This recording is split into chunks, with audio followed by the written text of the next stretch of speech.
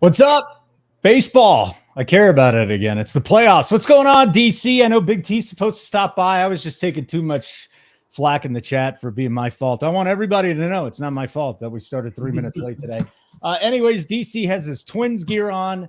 If you were born in 2004 or later, you've never seen a Twins playoff win. 18 straight, my friend. 18 straight today. We can talk a little betting, but we're going to be doing a lot of DFS. And let me see here.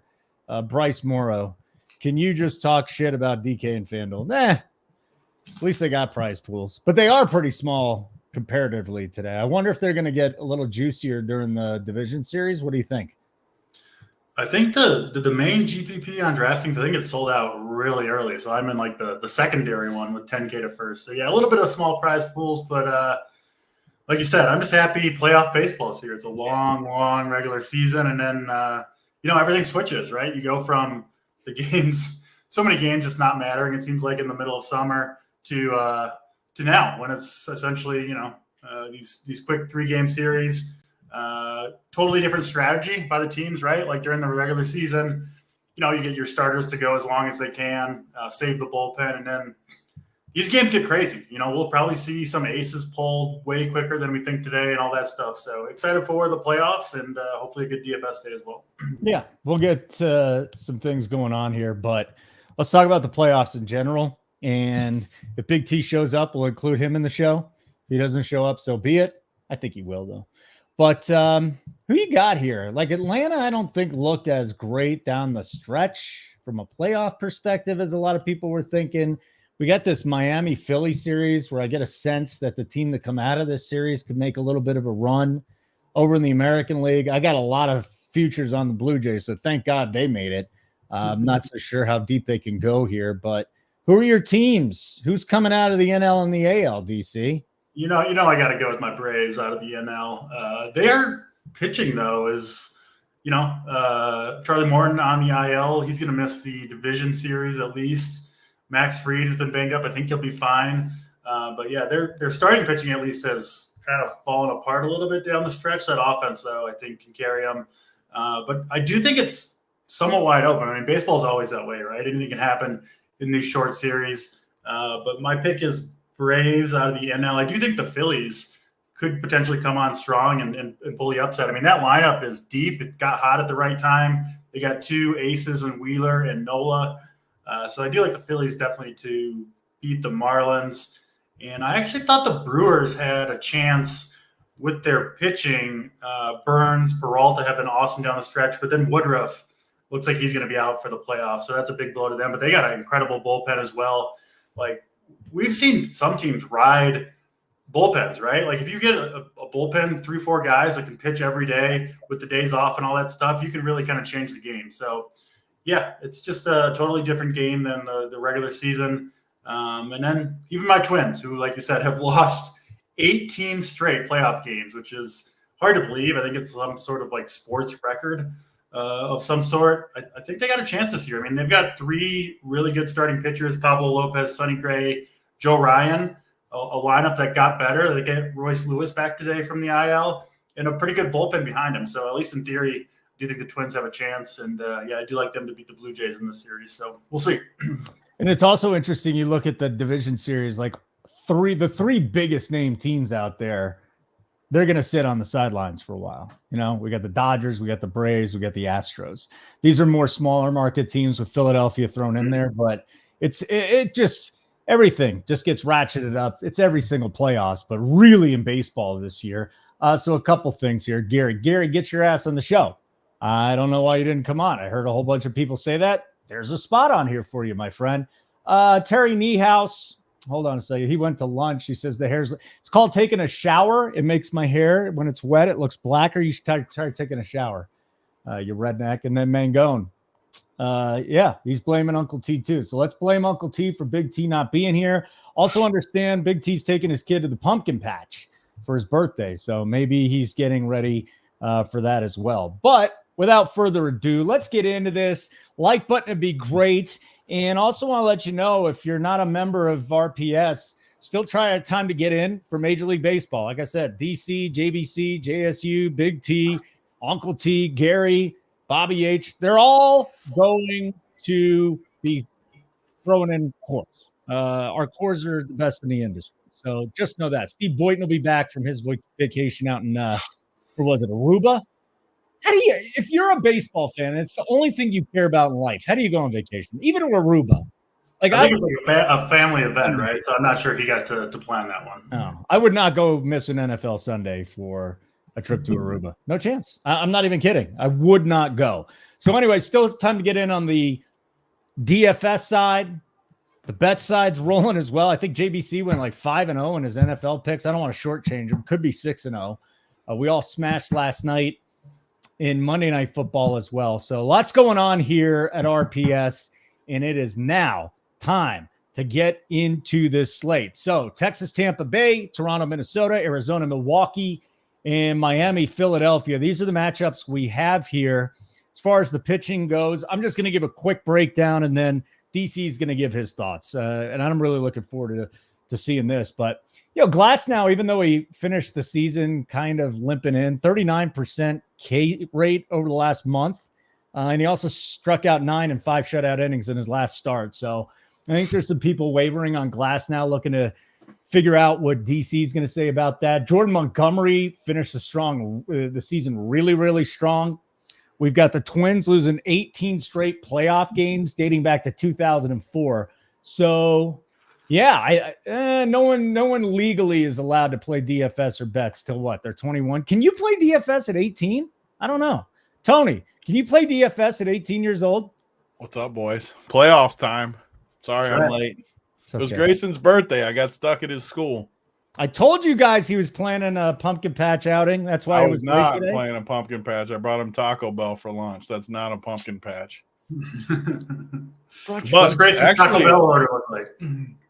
He just got a chicken quesadilla and there we go. Whatever the new. What's the new version of Sierra Mist? I have no idea. Whatever the hell it's called. But actually, Holden, in Kentucky, you can actually wager when you're 18. They just everything's legal. Now you can bet when you're 18 here. 18's the rule. So I assume you can play DFS when you're 18 if you can gamble when you're 18. Did you and Uncle T go to Taco Bell for lunch?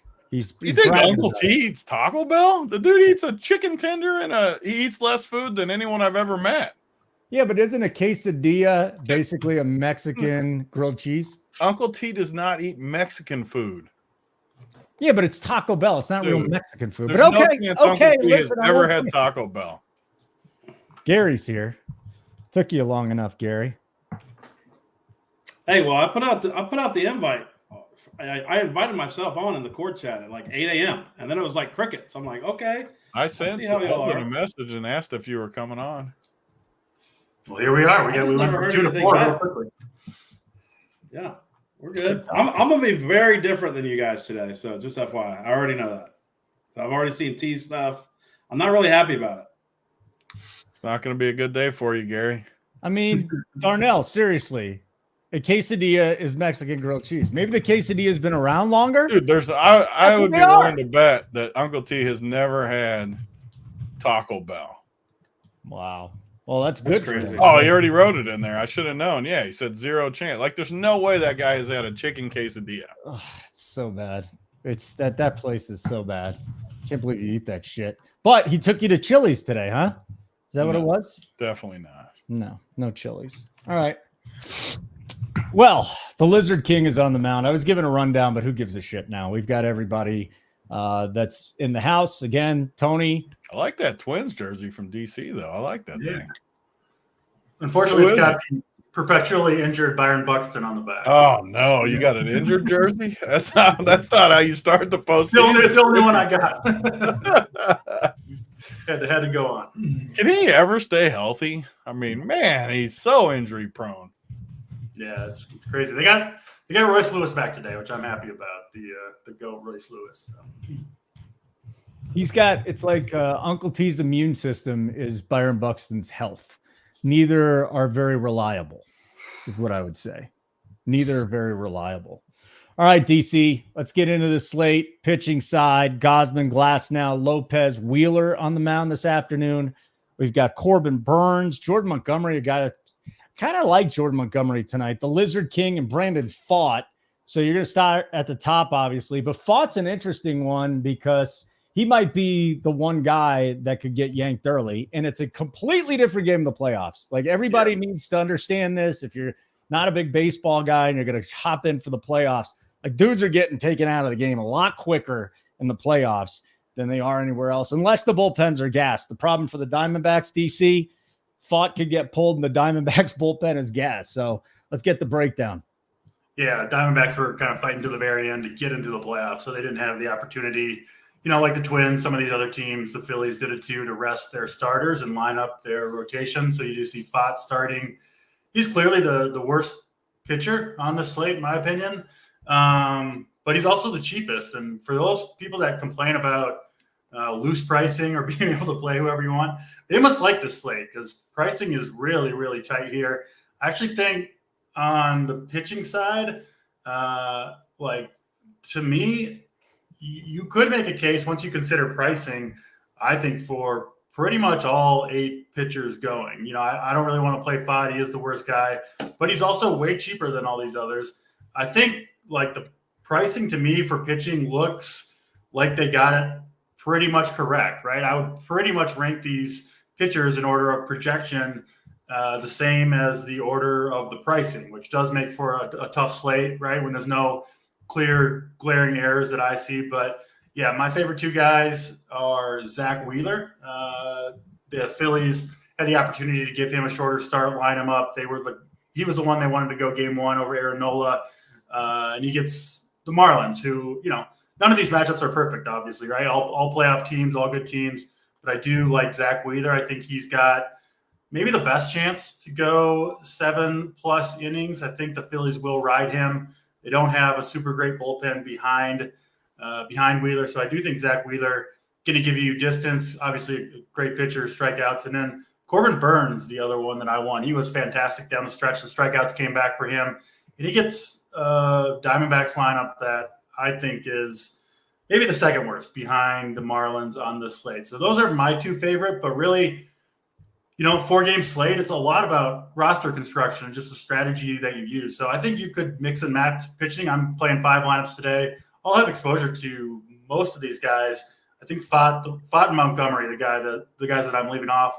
But yeah, I ranked them in my order of preference. Wheeler 1, Burns 2, Glasnow 3, Lopez, Gausman, Luzardo, Montgomery, Pfaadt. So that's the order for me for 8 guys. But like I said, I do think most of these guys are pretty reasonable plays today. All right. So again, Draft Cheat has his core up. I'm not going to give it out on a free show. Just so the members know, Draft Cheat has his core up there. We got JT, Uncle T. I think Boynton's going to drop one in. JSU, JBC. Tony, you're going to have your core up? Been up. All right. Beautiful. I'll go look it up. Tony's been on a little heater lately. So I don't know if you heard about that. So there's not a better time to join up for RPS. Baseball playoffs. We got the NBA starting up in 5 weeks. We're right. I can't believe we're going to be 5 weeks into the NFL. 5 weeks. It's 3 weeks. That's it? Yeah. Oh, shit. That's coming faster than I thought. Yeah. October 24th, isn't it? Woo! And listen, we're really, really, really good at a lot of sports. I would argue that our best sport is NBA. I've been doing the Up to Lock show with these dudes, and I've gone from really not following the NBA as much to following the NBA and winning a lot of money in the NBA. So again, Rump Your Sports, Rump Your Bets, go check it out. Gary, you and I are on the same pitcher, at least one of the same pitchers. I like Jordan Montgomery today. I like the way he finished out the regular season. I think people look at the name and go on Jordan Montgomery, but break down some pitching for us and start with Monty. Yeah, I mean, I'm kind of bullish on Montgomery here. I started the day hating him, and then it kind of grew on me a little bit more just because my roster construction today is a lot different than everybody else's. I'm going to be spending up for bets today. I like the Rangers quite a bit in this spot today. I just don't think Glasnow is it in the postseason. He's 2-5 with a 6 ERA over 9 appearances in his career in the postseason, and he kind of faltered a little bit down the stretch too. I know he's coming off that big game. That's another reason that I want to fade. Coming off a massive game. It's normally a letdown spot the next time. That's one thing that JT has drilled into my brain over the years, and I just run with it. So I think the Texas Rangers are going to smash. So obviously those bats are going to be expensive. So I'm going to need the cheaper guys today. And Montgomery, I like what I see. Like you said, down the stretch, pitched really well. And then this Tampa Bay lineup came out, and they got 4 guys. A small sample, I know, but last 30 days, they got 4 guys with strikeout rates above 33%. Randy Arozarena, 41%. Taylor Walls, 40%. Jose Siri, 33%. Rain Pinto, 54%. So really, he's got to navigate basically Yandy Diaz, who doesn't strike out at all and mashes lefties. So I am a little bit worried about Yandy. He would be my only interest on the Tampa Bay side if I was going to go that route. But I just think this lineup is kind of watered down for the Rays. They don't have Josh Lowe in there. They don't have Bethancourt in there, who I think is a much better hitter as well. So, like I said, current form for Montgomery has been really good down the stretch. Love the price. And also looking at this slate over the last 5 weeks, every pitcher on this slate has a swing and strike rate above 12.5%, including Jordan Montgomery, who's got a 13% swing and strike rate over the last 5 weeks. Corbin Burns actually has the lowest swinging strike rate over the last 5 weeks, but I do like Corbin Burns here. He is also has an extreme pitcher umpire that works in his favor too. But yeah, up top, I don't have any interest in Zach Wheeler. He's going to be 50% owned on the slate, and I just think he's bad chalk. I mean, Miami has seen him time and time again, and this Miami team has been hitting the ball like recently. I use recent data for bats specifically. I love riding hot streaks in baseball, and I just think this Miami team is just going to continue hitting. They got 5 guys with ISOs above 231. Oh wait. 5 guys with ISOs over 197 over the last 30 days against righties: Luis Ariz, Jazz Chisholm, Jake Berger, Jesus Sanchez, the Babe Ruth himself, John Bertie. I mean, this dude has just been lights out on fire over the last month of the season. And even the catcher, Nick Fortes, he's been hitting the ball quite a bit. So I like Miami in this game. I like Miami in the series. I just think this Miami pitching staff is going to give the Phillies lineup a lot of fits with all their left-handed starters. And I think it's a very sneaky matchup. So my other guy is obviously the Lizard King. 6,800 is just way too cheap. I mean, he should be 8,500 here, and he should be 50% owned here, and he's not going to be because Wheeler is a massive favorite. So those 2 guys are definitely my favorite, followed by Corbin Burns. All right. Hey, Tony, just real quick from a game theory here. Is this a 5-man and split it up? Do you want more guys from different teams, or are you just sticking to your strategy from the regular season on builds? No, I mean, this is why I love the postseason, because no one adjusts their strategy from the regular season. Yeah. And we have all these good pitchers on the slate. You just don't need to 5-man stack. And I'm not saying it's all one-offs either. I still think you should go 4-3-1-1 or 4-2-2 or 3-3-2 or something like that. But I'm more, some slates will be different as the pitchers get a little weaker, but I won't 5-man today all that much. If it happens naturally, then sure, but you don't have to by any means, because the pitching's good. And one thing that people never adjust to in the playoffs, I've said it the last 7 years, they still always want to play hitters. It's always pitchers. They just mow. It happens every year. And no one will adjust out there. It'll happen. Everyone wants to spend up for these guys. And you get 2-1 games, 3-1 games, and the pitchers dominate. So I will always, for the next, I don't know how long, what do the playoffs go? A month and a half, 2 months, a month and a half, however long it goes. I'm going to slam the pitchers every day. If that means punting a hitter here and there, it's what I'm going to do every single day. You can bank on it. Even in the showdowns, when we get down to showdowns here in a few weeks, all pitchers there too, just jamming the pitchers, playing the cheaper hitters. And today's no different. And I think it's a gift because you get Tyler Glass now, who is clearly the best pitcher to me, not even close. And I think he just mows. Highest K prop, highest everything to me. He owns them. I'm looking at his history against these guys.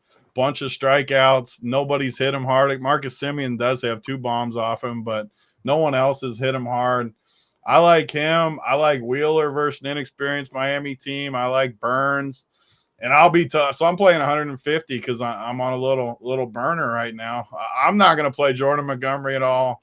Not playing Fott or whatever that do. I mean, I couldn't even imagine playing him.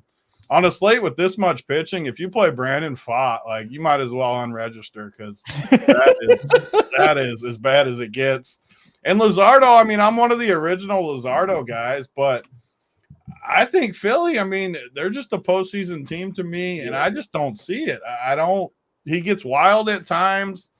I just don't see it. So my rankings would be Glasnow 1, probably Wheeler 2, I guess. My next 3 after Glasnow are pretty close, though. Wheeler, Burns, and Gausman are all pretty close. And then Pablo Lopez would be behind them.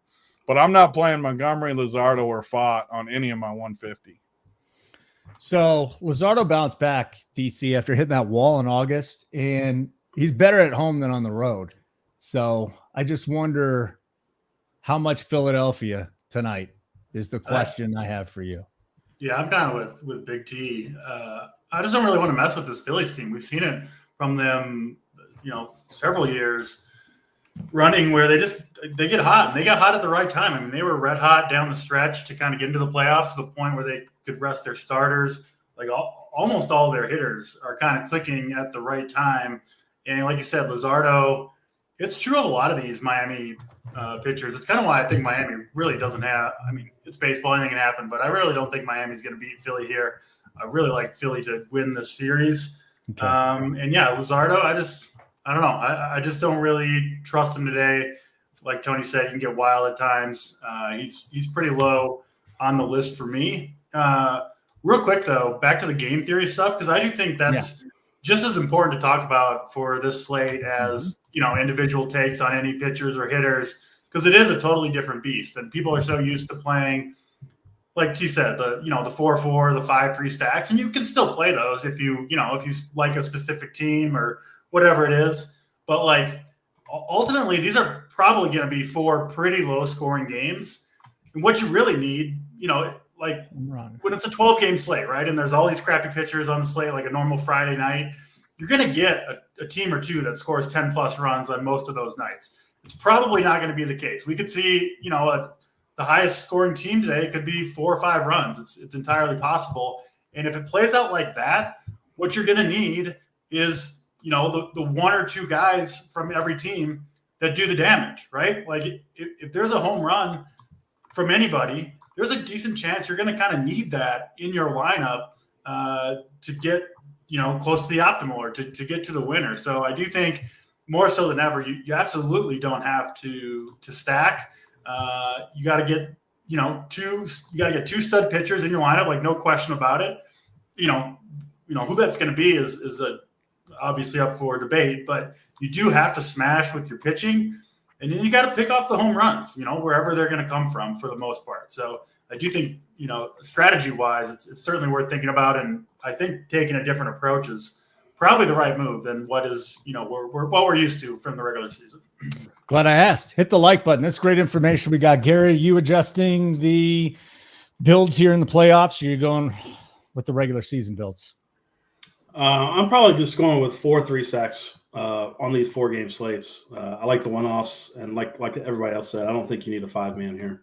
No 5-man's necessary. I think it's going to be hard for a 5. I mean, I say that, and all it takes is one team to explode, but it's going to be hard for a 5-man, and a lot of people will still do it. I will say, if there's one team to 5-man, it's Texas today. You freaking love Texas. They're going to smash Glasnow. And it's the worst. I think you could not be more different on this slate. You guys have just complete opposite takes. It's the worst ballpark. I've never had more conviction. I've never had more conviction than Texas. That's it, Gary. Miserably for you. I'm in, Gary. I'm in. Let's go. Hey, I bet they're over 1.5 first 5 too. I know you did. The problem is that they're on the road, and I don't think the worst park against the best pitcher. Yeah. I don't think they hit as well on the road, Gary. But they're going to be 3% owned on a 4-game slate. I'll take. And they're going to be drawing Stone Dad. They should be 3%. Hey, we'll see real early because they're the first game. At least you can play the night slate and some showdown after your dad. Oh, I told you I was not happy being opposite you. it's the only team on the whole slate I'm just fading in my 150. Like, it's just such a miserable spot. Gary's not backing down. Hey, so. One thing I know about our baseball team, Gary, Steve, they don't back down, and I like it. I'm good with that. Like, that's fine. Tyler Glass now 2-5 record with a 5. Oh God, we're gonna talk about in Gary, the postseason. You had me, Terrible. Gary. I was tailing Gary, and then you brought up this Just bullshit. terrible. But I can't. I got to get It's the not Rangers bullshit. out of here now. This is Hey, disgusting, some- Gary. Some people are just winners in the postseason, and some I mean, people I was just aren't. kidding like He 10 just years isn't. ago. Can I count that? I mean, this was last year, but okay. Well, 220. This was 2020 mostly. He sucked in 2020, and I'm riding it. Oh. I don't want to admit low. I would give you a slight chance if it was in Texas, but Oh boy, you're stirring up some shit today, Gary. That's all I can say. Yeah, I like it. That's why I wanted to get on the show because I knew I was going to be different than everybody. What's the saying? There's always tomorrow, Gary. Yeah, there's a new slate tomorrow. Hey, there's another slate tomorrow. It's fine. If I You know what, lose, I'll Robbie take my L. Grossman in the 3-hole? Who just said don't give me Robbie Grossman in the 3-hole? Are you kidding me?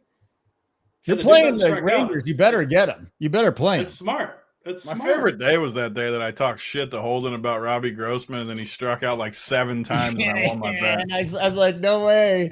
That was my favorite day of the whole baseball season. Oh, get the fuck out of here. It's the only day you worked during the baseball season. I don't even think you did another show in the baseball It season. might have been my only one, but it was my favorite one.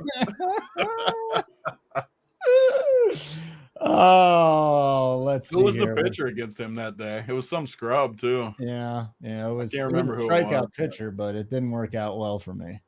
That's all I can say. Look at this, Beanair. Gary doesn't have a Brave slate, and he's short circuit. That's when me and Gary get back together when we can unite on our Braves. I don't know, man. Our pitching sucks right now, so I'm scared. All right.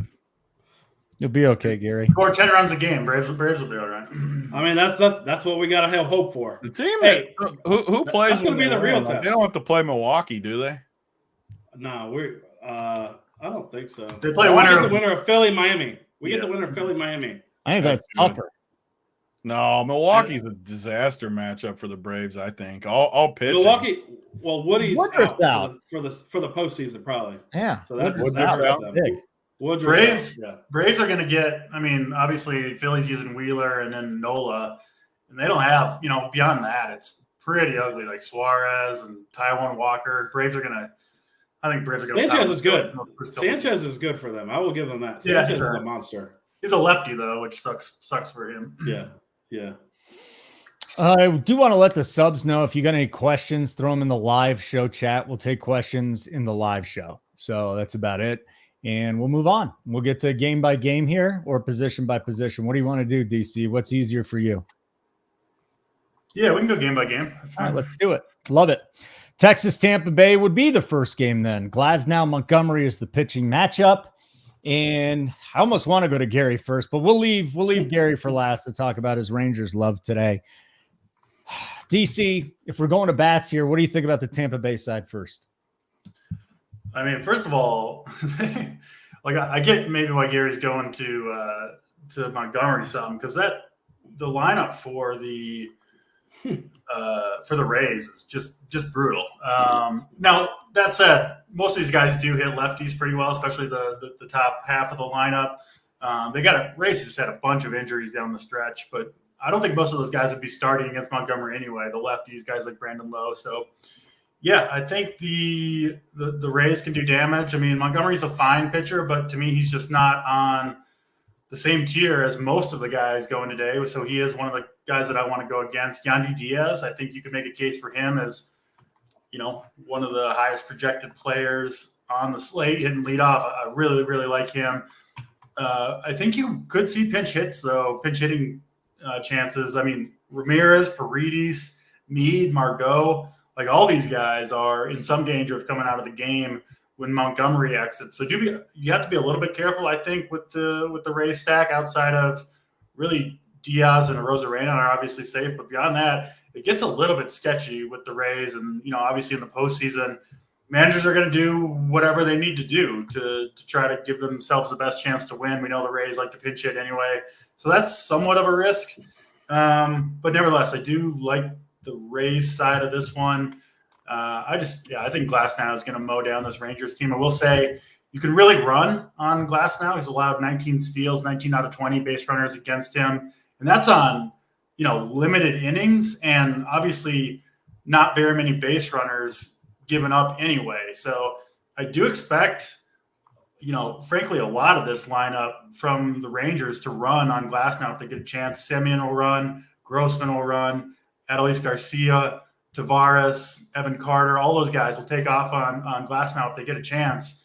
And listen, I mean, on a 4-game slate where we expect low scoring, Semien walks and steals second and third in the first inning, and he's he might be there, right? That might be just right there, the top second baseman on the entire slate. So I do like to target the guys with speed if I'm going after Glasnow, but I do expect Glasnow to shut down this lineup for the most part. But yeah, I think the speedy Rangers, Semien in particular, they could get there.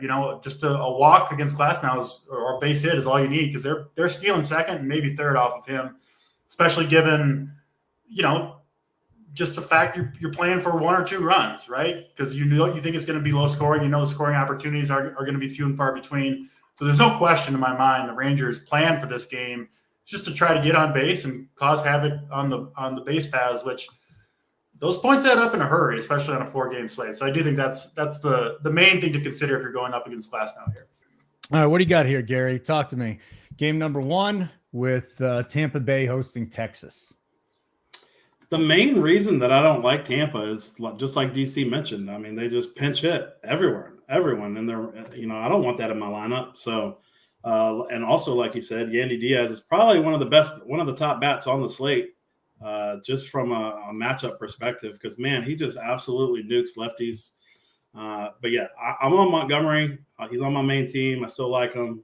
So definitely no Rays. And, I wasn't even really thinking about the stolen base upside until DC just mentioned it. But that even further solidifies my stance on this Rangers team. They're going to get 1 runner on base, maybe 2 runners, do a steal, double steal. And like you said, I mean, those points really add up. It could be 2-0 game, and they get 3 or 4 steals, which adds up points.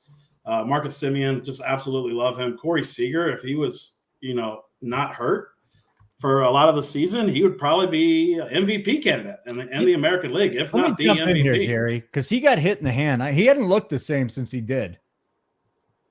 I'm a little skittish on him.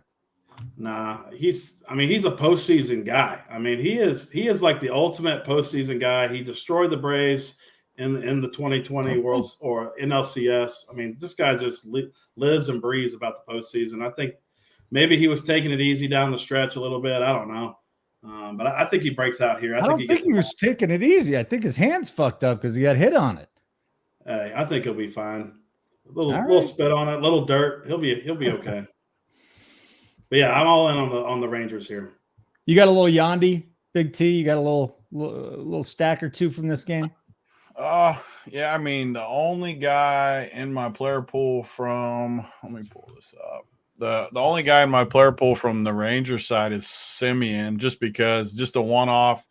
And like DC talked about, and I agree with, the weird game theory things are why I love the postseason, where even though Glasnow is my favorite, and this isn't my main team, but in my 150, and even if I was playing like 3 or 5, I love playing a one-off just against some of my guys, which no one does, and I get why they don't do it. I mean, in theory, it doesn't make sense, but the minute Semien hits a bomb to lead off this game or something, you're unique and you're just so far ahead of the curve. And on low-scoring slates, one home run just is massive. That's another thing that's just different that people don't adjust to. So I'll have Semien a little bit and no one else from the Rangers. And then I'm not on Jordan Montgomery, but I'm also not on the Rays that much because of the reason these guys talked about. Pinch hit, price tags. I mean, I like Yandy and A-Raz, but they're freaking expensive. And like I said, I'm going pitching and spending down for a lot of the hitters. If I do spend up,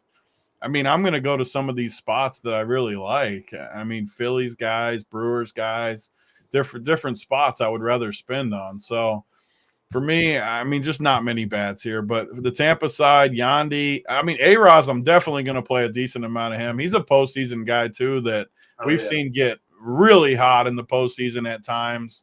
And I value that stuff. So I like apparently him. his mom's throwing out the first pitch today. She is. Ooh, first time in the States. Yeah. This park freaking sucks, too, though. Oh, that's a Rosarena, not a Rise. Oh, I thought you said a Rosarena. Okay. We're talking about a Rosarena. Yeah, we are. Okay. I mean, we're talking about Tampa Bay. All right. Very good. Come on. Come on, keep up. I mean, Rosarena's there. I thought you said Luis Rise. I said A-Roz, but I mean, I figured since we were talking about freaking Tampa Bay that you would know who I'm talking about here. Real quick, because Big T brought up like the game theory of playing, one off maybe against your pitcher. I think it makes a lot of sense. Because I mean, no one's going to have that combination, right? Like if Glasnow's the SP1 and you get like a bomb from Semien or whoever it is, like nobody has that pitcher and could be. I mean, one home run could be top scoring hitter on the slate, and then specifically, I think it makes sense with the base stealers for Texas to do it against Glasnow because your pitcher doesn't give up any points on a stolen base, right? They do, of course, on a home run or a hit or whatever. But you steal second and third, and then Glasnow strands the guy on base. He's not actually hurt by those stolen bases. So I do think in this specific case, that does make some sense. I wanted to bring that up quickly, but I didn't really even think of it before Big T mentioned, possibly playing a hitter against your pitcher. But especially against Glasnow, the speedy guys, I think it is a great way to get unique. Postseason game theory, baby. You got to love it. That's why I want to bring it up because I needed to remember exactly how we're doing it. Izzy. Relax, dude. Relax. Everybody's doing fine. People will not adjust. I mean, we've seen it every year. They'll play it just how they played all regular season, and it happens every single year. And then when we win with strategies like that, they'll call us lucky. Like it's what happens every single year. I've seen it forever. It makes me happy. Game number 2, gentlemen. Let's get into Toronto and Minnesota.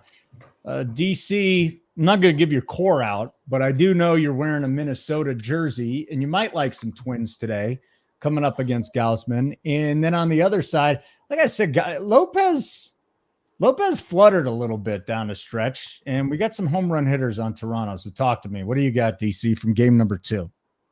Yeah, it's also, 85 degrees in Minnesota, which is crazy for this time of year. Usually Twins get in the playoffs, they're playing in 50, 60 degree weather, but very, very warm there. So, I think it's close between Minnesota and Philadelphia, but a good run scoring environment. Gaussman, as good as he is, he does give up his fair share of home runs. And I don't know. I know the Twins have lost 18 straight postseason games. I kind of got a different feeling about this year a little bit. I think they're going to beat the Blue Jays today. I think they're going to win this series. And I like this team. Just kind of a hunch. I know I'm, somewhat of a Twins fan, but I do like the Twins' chances. I think they hit a couple bombs off of Gaussman. They got Royce Lewis back, who I think has kind of emerged as their leader. He's back from the IL he was off just a little hamstring strain, so he should be good to go. In this team, kind of like the Phillies, I think they're clicking at the right time. So yes, Gaussman, I will have some exposure there too, to Gaussman against the Twins. He's obviously a huge strikeout guy. But I like most of these Twins hitters, frankly, especially the lefties off of Gaussman. So, I think Matt Wallner down there in the 8-hole, been on him for a lot of the second half of the year. Just tremendous power. Kirilloff, Kepler, those guys had big second halves. We know what Royce Lewis can do. Julian has been awesome as a rookie. I'm in on the Twins side of this. Not so much the Blue Jays. I have very few Blue Jays in my lineups. Not that much Lopez either. It's just kind of a low strikeout team, but a team whose offense I don't really think is going to go off. Twins have an awesome bullpen, super, fully rested. Twins had the division clinched long before the season ended. So if Lopez struggles at all, they'll have an army of awesome relievers coming out of the pen behind him. So I'm off the Blue Jays today, but I do like the Twins side quite a bit. Okay, very good. Gary, you're up next. Game number 2, Toronto and Minnesota. Who are you picking from this one? Man, I'm just opposite of everybody today. I love the Blue Jays here. I absolutely love the Blue Jays. I don't like the Twins. The Twins just pinch hit too many guys. I mean, it's the same old song and dance. I mean, they pinch hit for Matt Wallner, who's one of their best hitters, like all the time. Like, just leave the dude in. One lefty in the pen is all for the Blue Jays, by the way. I mean that's fine. I like Gausman, but obviously he has trouble with lefties, so there would be the focus of my attention here for the Twins if I had them. But I love Brandon Belt today. He's definitely going to hit a dong. I'm going to guarantee you that on the show right now. He's just absolutely owning righties this season and over the last 30 days. I love him a lot here. Also like Varsho at the bottom of the lineup. Vlad's been hitting the ball recently against righties. He's got a 269 ISO against righties. And we got like a 18-mile-an-hour projected crosswind that could end blowing out to left. So that could help Vlad Guerrero get one over the fence here. And like DC said, it is warm. Warm in Minnesota, and it's kind of either indoors or chilly in Philly. So I like the hitting environment here. I do think some runs will be scored here, but I'm going to pick Toronto to win this game. All right. Let's go, Tony. Toronto, Minnesota, Gausman, Lopez. First of all, do you want any Toronto today against Pablo? Yeah, I like the bats in this game a decent amount. I like both pitchers too, but it's one of those games. It's a playoff spot where, again, when you say you like a team in the playoffs, you're not saying like the regular season where we need 10 runs. You're saying, give me 2 home runs and a couple hits strung together for 5 runs. Like if you told me a team was for sure scoring 5 today and with 2 home runs, they would be my favorite stack for sure. Because I really think we see 3 games today where it's like 2-1 final. So you're going to be really working for runs. I like the pitching a lot. So I wanted to talk about our projections too. Just running my numbers here. Yandy Diaz's projection from us is massive. So gotta be. He's the best play on the slate, I think. He's the best play on the slate.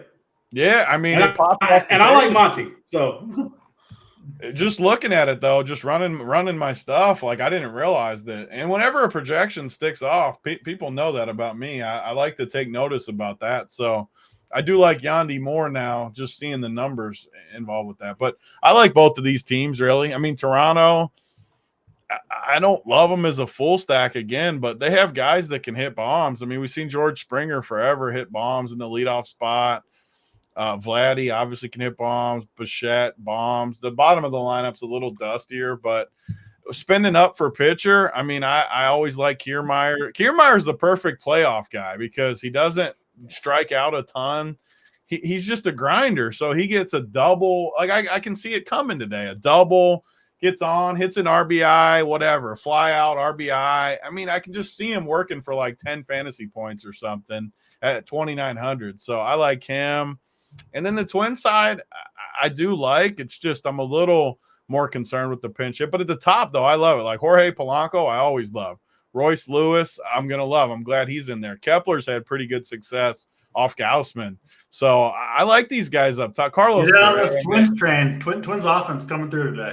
Especially when you're not talking full stacks like we keep saying, like a mini stack. I love like a Polanco, Royce, Kepler mini stack or something where – I mean, like Carlos Correa is one guy I definitely can't play. No. Although he does seem like a postseason guy, but man, he's been so bad.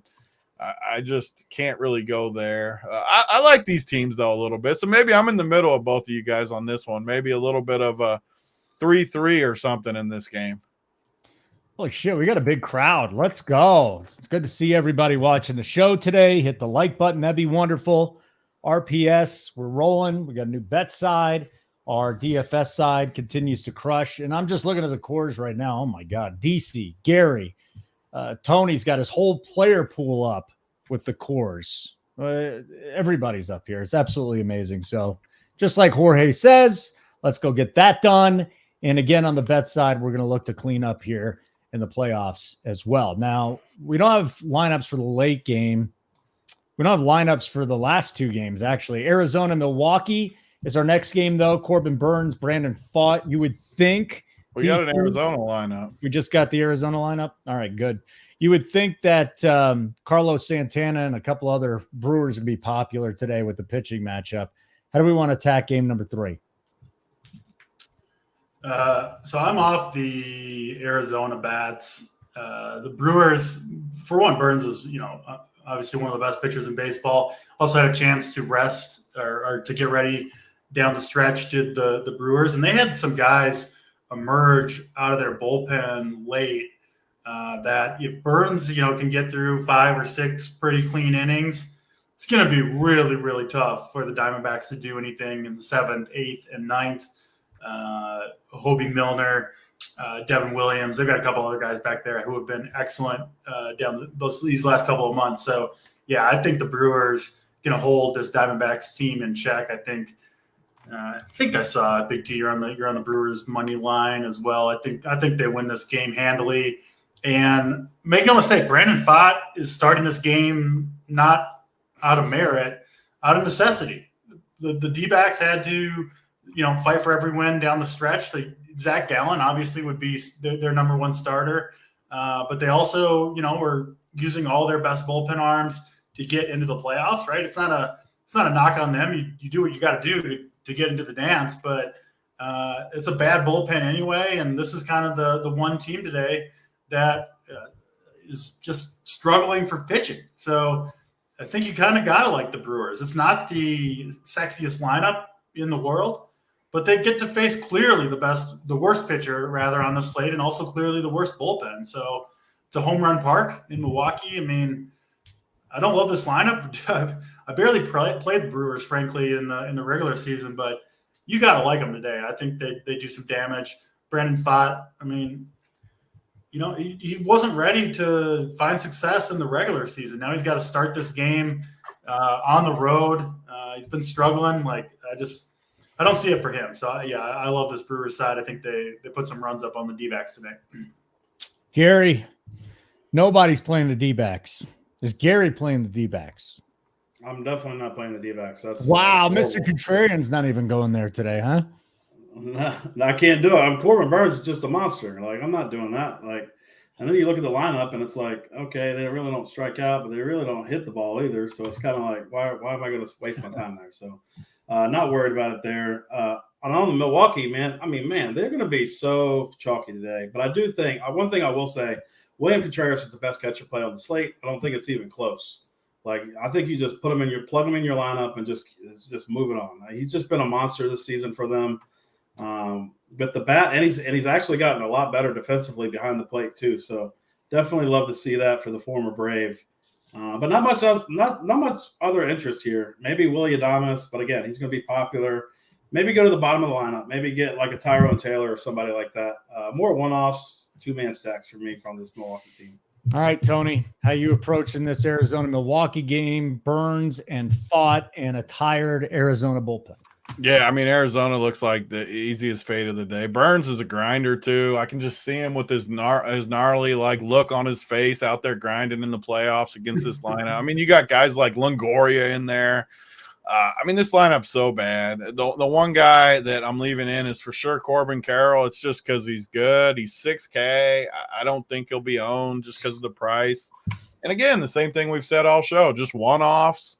And he can just win the slate for you. So guys like that. But, you got guys in there too, like Christian Walker, who I love against lefties, but I think it's just a very easy fade in all 150. Tommy Pham, I've always loved him better against lefties. Gurriel, same thing. Yep. I feel like they're just a really bad matchup against Corbin Burns. So maybe I don't know who I got on my main team right now. I need to actually look. What about Cattell? I do got Burns because I wanted to make sure I have Burns because against this lineup, I need Burns on my main team. I just feel like he's gonna mow. So I'm with these guys. This is the first game I think we agree on. Corbin Carroll won. I really don't see anyone else in here. The price tags, they don't have anyone in the 2Ks. I forget who said it starting the show, but the pricing is tight, which I like because when we're talking about playing one-offs and stuff, you can literally, and I've done this before in the playoffs, where you just punt the worst guy on the slate if it makes your team work at a position just to get pitching in there. I would never do that during the regular season, really, but I don't know who the cheapest like just dust ball is on this slate, but I'm sure there's someone that's 2,100 or something. Even if it was against Glass now or something, if I had to, I would pop him in there. But I don't even see that from the D-backs because, I mean, you got guys like Evan Longoria. He should be 2K. He's 3K. I can't do it.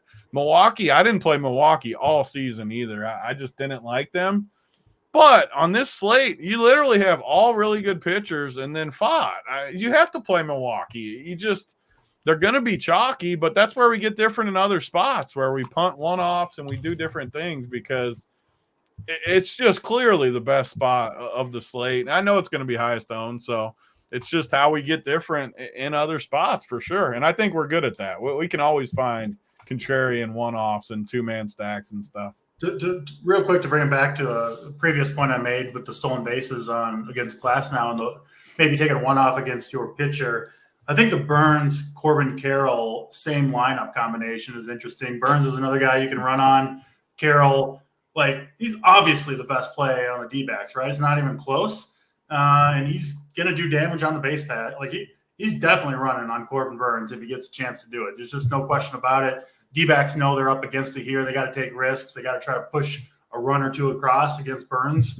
And Carroll's, what he steal 50, 60 bases in the regular season. So I just switched out a couple of my lineups. Most of them have Burns, and getting that Carroll Burns combination. I really, really like that today. All right. Tony giving out game theory advice. Love to see it. Let's get to our last game. We do not have lineups for Miami and Philadelphia, but I know an RPS play that I'll throw out there. Everybody seems to love shooting on my Jazz Chisholm. And we got a dozen minutes until the game starts, or until our slate starts. But DC, let's get into the late game. What do you got? Pretty simple here for me. I think Wheeler, you're gonna get a crush. Maybe not crush, but go deep into this game. He's another guy that they let throw. We could see some early hooks today. I don't think it's happening for Zach Wheeler. I think he gets his 100-plus pitches against the Marlins. It's not the greatest strikeout matchup in the world. I get that. But I think Wheeler goes deep into this game. I think he gets a win here. I'm definitely a Luzardo fan in general, but I just don't like the spot for him. A lot of right-handed bats, a team that's clicking at the right time, and I think the Phillies do some damage here. So, yeah, I mean, you can play, the lefties, Schwarber and Harper too, but it is the righties, Alec Boehm, Castellanos in particular, that I think should do a lot of damage. So pretty high on the Phillies, and I don't have any Marlins. I got the Burns Wheeler combination is my most common by far. Jerry, what are we doing in the late game? So I'm not playing any Phillies. I'm only playing 3 lineups. So, but definitely no Phillies for me. I mean, I get it. I understand it. You look at the numbers over the course of the season and recent data, they have just been really obliterating lefties. But Luzardo has very good success against this team. And I think when you see a team that's been kind of crushing, and then they face a pitcher that's kind of owned them, it kind of puts that streak to a halt. And I think it's going to happen here today. I'll again, on the other side here of DC, I like Miami to win this game. I like the Miami bats. I like these lefties quite a bit. Luis Arraez, Josh Bell, Jazz Chisholm, Jesus Sanchez, even Jake Berger, big old fat Jake Berger. Looks like me out there with a mustache. Just hits bombs. So Wheeler has been struggling mightily against lefties, especially over the last 5 weeks. Lots of hard contact, lots of line drives, 354 WOBA allowed, and we're on a Chisholm RBI prop. So I like it. I like it a lot here. I just think this series with the Philly, I think this is a nightmare matchup for the Phillies. I mean, they traditionally hit righties a lot better than lefties, and while they have hit lefties well this season, I'm just gonna continue riding the lefty against Philly train here. And Josh Bell is one guy who has 3 home runs. He's seen Wheeler a lot from his time in the Nationals organization too. he's hitting about 300 with 3 bombs off of Zach Wheeler, and he's going to be 3% owned. He might be the lowest owned first baseman on the slate today. I like him a lot here too. So I'm definitely more so on the Miami side. You want to roll with any Marlins, Big T? And what are we doing with the Phillies this evening? So, yeah, I mean, some free stuff from the bet side. I know our guy Stats posted the Jazz prop over a half RBI, and it was like plus 240 or plus 220. I mean, anytime he posts a prop in that bets Discord, I just bet it. Now that it's legal in Kentucky, I just bet it because he's very, very good at this stuff. So I'll just continue to bet it. So he likes over there. I like plus 240. That's something I'm interested in. And he's a perfect one-off, even though I like Wheeler. I do like, now that I've thought about it and I've listened to these guys and we've talked about the whole slate, I definitely put Burns ahead of Wheeler. So I like getting a one-off here with Jazz Chisholm. I don't like the overall team that much, but they do look like a really good mini stack to me. Jazz, Josh Bell's got some success against Wheeler, and you got some guys that can run a little bit too towards the bottom. It looks like a nice mini candidate on a 4-game slate, but man, Philly is definitely my favorite stack of the night. You got these righties against Luzardo. Schwarber and Bryce Harper can hit lefties. I even like the cheap righties that are going to be in there. My boy, I need my one value guy, and this Pashy dude, he used to play for the Braves, right? Or no? Christian. Yeah, he's terrible. Yeah, he's terrible. I love him. He's a lefty masher. He's the guy that everyone always makes fun of me, these type of guys. I love him. I love him in this lineup, and he's one of my favorite guys tonight. I think the Phillies, I like them more than the Brewers personally. I just think they're in a great spot. Luzardo is not built for the postseason. He's a softie mentally. I love him, and he's got nasty stuff. And me and Steve were on him, I think, before anyone last year. He's not built. They say you're built for this. He's not built for this. He's going to have a tough go of it tonight. I think me and DC are pretty aligned today, which I feel good about. We're going to own Gary today. It's going to feel good. Uncle T, I'll stop take my talking out. about yourself, dude. Just settle down, Uncle Yeah, T. You calm don't- down, Uncle T. Who's Come on. Settle down, Uncle T. who's got a small wiener? He's talking about himself. Oh, Yeah. I don't know why you would announce that publicly, but what are you going to do, Uncle T? Gary, you were saying something before Uncle T interrupted us. Yeah, I mean, I'm just opposite of everybody today, and I'm either going to get owned or look like a genius. So if I get owned, I'll take my out. That's fine, and I'll move on to usually a good way to play tournaments, though. That's the good thing. Is I mean, yeah, you're going to be unique. I think you're drawing stone dead, but we'll find out in about. I'm trying to help my man Gary out here. I don't want to see you in the loser's circle. Gary, you gonna jump on the show tomorrow to take your public L for us? I'll be at work, so I work from home on Tuesdays. But All right, guys. I'll pop in the chat. If I take my L. Let's get to And Holden, if I have to listen to Uncle T at lunch whine about you cutting off that podcast at exactly an hour every week, I'm gonna puke. He wants you to go longer than an hour, and every week I hear, Holden cut us off at an hour again last night.